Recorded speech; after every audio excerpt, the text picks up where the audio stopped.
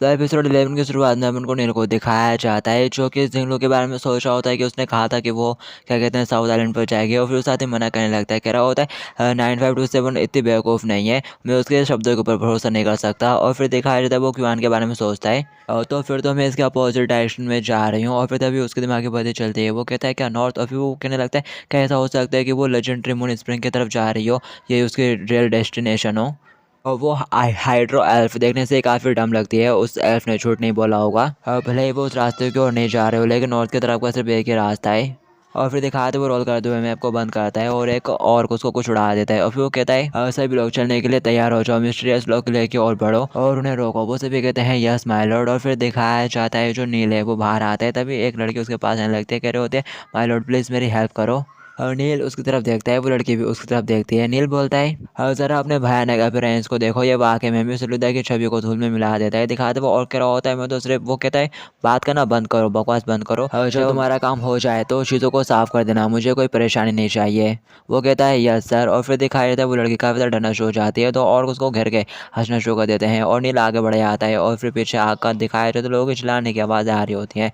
दिखाते नील सोचता है सोल्जर के इस ग्रुप को 2 दिन से भी कम टाइम हुआ है मेरे कमांड में आए हुए, अगर मैं उनके ऊपर बहुत ज़्यादा सख्त हो जाता हूँ तो वो डेफिनेटली मेरी अवज्ञा करेंगे, मेरी बात नहीं मानेंगे। और वैसे भी मैं एक हाल्फ एल्फ कमांडर हूँ, इस तरह की चीज़ों के लिए मैं हाथ जोड़कर देख सकता हूँ। जो लोग महान चीज़ों का पीछा करते हैं उनके पास स्टील की तरह सख्त दिल होना चाहिए। और फिर वो लोग आगे बढ़ जाते हैं। नील सोच रहा होता है जब तक मैं टॉप की तरफ बढ़ रहा हूँ तो इससे कोई फ़र्क नहीं पड़ता कि कितने लोग सेक्रीफाइस हो जाएं। और फिर इसके बाद हमें हुडोंग को दिखाया जाता है जो कि कह रहा होता है वाह तो ये मिस्टेक रॉक किला है, यहाँ पर तो काफ़ी सारे लोग हैं। जिंगलू कहती है जब हम शहर में एंटर करें तो सावधान रहना, हम वांटेड भगोड़े हैं तो बेहतर होगा कि हम जल्दी से जल्दी चले जाएं। जबकि हुडोंग सोच रहा होता है गहरे जंगल में कुछ दिनों तक रहने के बाद मैं आखिर कुछ एंजॉय कर सकता हूँ। मुझे बहुत सारा अच्छा अच्छा खाना चाहिए और मैं रात में एक बड़े से होटल में एक बड़े से बिस्तर पर भी सोना चाहता हूँ।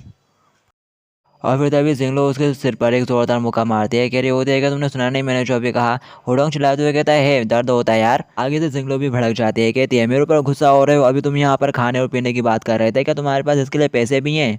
हुडोंग कहता है पैसे, अरे मेरे पास तो कुछ भी नहीं है। दिखाते हैं जिंगलो उसे गरीब कहती है और ये बात उसके दिल पे चुभ जाती है। हुडोंग वहीं पे उदास गिर जाता है। जिंगलो कहती है फिर दिन में सपने देखना बंद कर दो। हुडोंग कहता है नहीं तुम गलत हो और खड़े होते हुए बोलता है अब मेरी सरलता के साथ पैसे कमाना सिर्फ केक का टुकड़ा है, यानी काफ़ी आसान। जिंगलू बोलती है मुझे तो शक हो रहा है कि तुम्हें कुछ बेर का खून भी है, इसलिए तुम अपने हॉर्न को इस तरह से बचा सकते हो।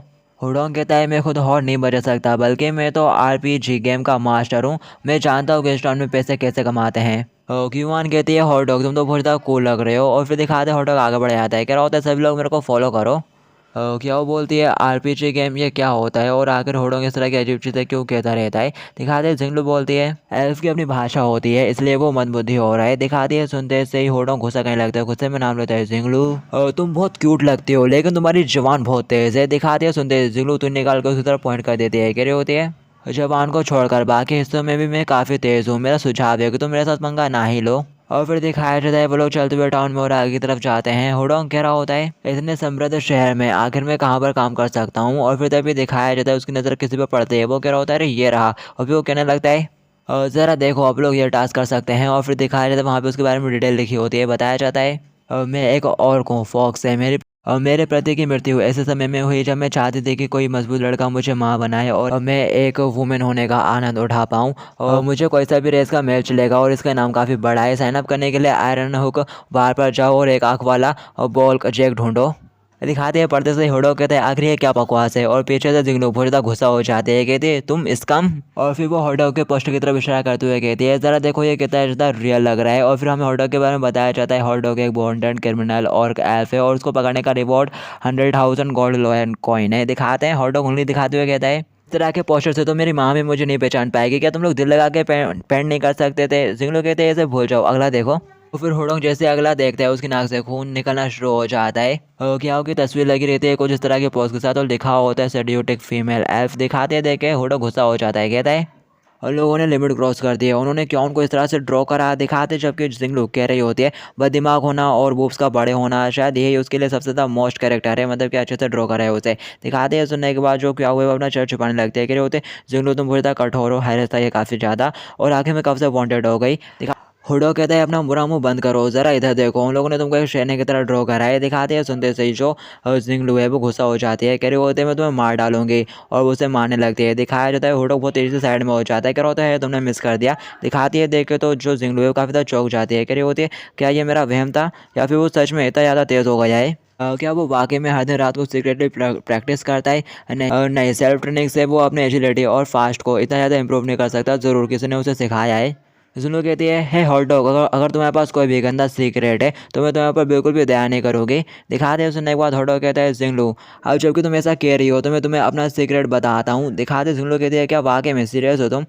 क्यूआन कहते हैं कि हॉट डॉग के पास वाकई में कोई सिगरेट है। दिखाते हैं हॉट डॉग क्यूआन के सिर के ऊपर हाथ रखते हुए कहता है आखिर आप लोग एक टीम है और टीम में भरोसा होना चाहिए, इसलिए मैं तुम लोगों के साथ एकदम ऑनेस्ट रहने वाला हूँ। और फिर दिखाया जाता है वो जिन लोगों के पास पहुँच जाता है और कह रहा होता है मेरा सिगरेट है। दिखाते दोनों के दोनों तैयार हो जाते हैं उसका सिगरेट सुनने के लिए। हॉट डॉग जिन लोगों के पास जाके कहता है मुझे तुम्हारे जैसे बड़े बड़े संतरे ज़्यादा पसंद है क्याओ के मुकाबले, क्याओ को तो तुम्हारे साथ कोई मुकाबला नहीं, तुम्हारे बेस्ट हैं। दिखा दे ये सुनने के बाद जिंगलू हॉट डॉग को एक ज़ोरदार पंच मारती है और फिर दिखाया जाता है हॉट डॉग की हालत बेकार होती है। वो कह रहा होता है और भले ही तुम मुझे मारते पीटते हो ज़्यादा बुली करते हो तब भी मैं तुम्हारे लिए पैसे कमाऊंगा, तो ज़रा बताओ मेरे जैसा अच्छा लड़का आके तुम्हें कहाँ मिल सकता है। और फिर तभी कुआन को एक बंदे की आवाज़ सुनाई देती है जो कि एक एल्फ को भला बुरा बोल रहा होता है और उसे कह रहा होता है स्ट्रॉन्ग फायर लगाओ। दिखाया जाता है जो क्यूआन है वो उसकी तरफ देखती है, वो एक शायद आग लगाने वाले एल्फ है जो मुझसे आग उगल सकती है, वो मार रहा होता है उसको और कह रहा होता है और स्ट्रॉन्ग और ज़्यादा फायर लगाओ। दिखाते वो थक जाती है, वो कह रहा होता है तुम तो और भी ज़्यादा यूजलेस होती जा रही हो, अब एक हफ्ते के लिए तुम्हारा खाना बंद, एक हफ्ते तक तुम्हें खाना नहीं मिलेगा। दिखाते हैं ग्राउंड बोलती है वो तो पायरो एल्फ है, वो कितने पीसफुल है, क्या हमें उसकी मदद करनी चाहिए? और जिंगलू मना करती है, कह रही होती है वो पहले से काफ़ी अच्छी सिचुएशन में है, उसे जगह पर एक जॉब मिली है और रहने को भी, उसकी लाइफ बाकी एल्फ्स के मुकाबले बेटर ही है। होडोंग कहता है कि एल्फ की ज़िंदगी इससे भी ज़्यादा बदतर हो गई है। दिखा दे वो कह रही होती है इसलिए ही मैं ओडिंग के लीड में जो रिमेल्स हैं उनमें शामिल हो जाऊंगी और इस पूरी सिचुएशन को बदल दूंगी।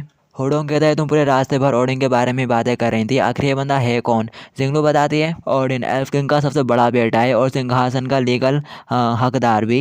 एल्फ अंपायर के कहने के बाद से वो रिवेल्स को नॉर्थ के फाइट में लीड कर रहा है।